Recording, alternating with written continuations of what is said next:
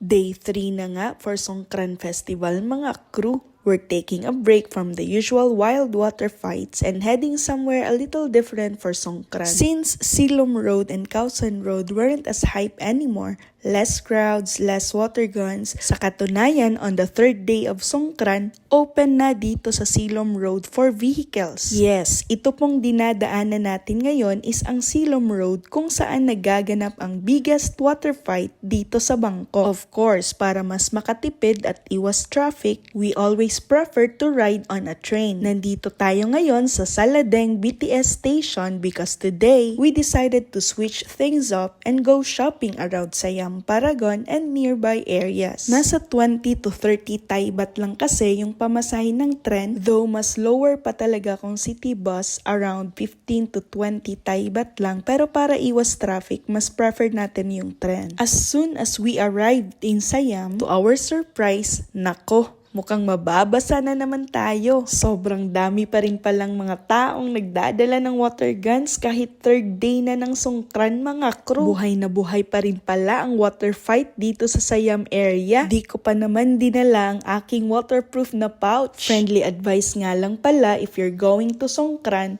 always protect your phone, your cash, and please lang, wag kang magdala ng passport. Hindi naman yan i-check as you join the water fight. Mababasa lang yan, please lang. Kung ayaw mo magka-problema sa flight back to the Philippines. So since hindi naman ganun ka-wild yung basaan talaga dito, nakiparty na muna tayo bago tayo mag-mall hopping. Going to Siam Center, Siam Discovery, MBK Center, Central World, and Platinum Fashion Mall. So as you can see, kahit sa hagdanan nagbabasaan pa rin. When we get back to Siam Paragon, medyo gabi na pero buhay na buhay pa rin ang water fight dito. So if you're planning your Songkran itinerary, here's a tip.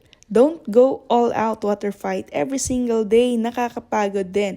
Just like what we did, on day 1 we went to Silom Road where the biggest water fight happens.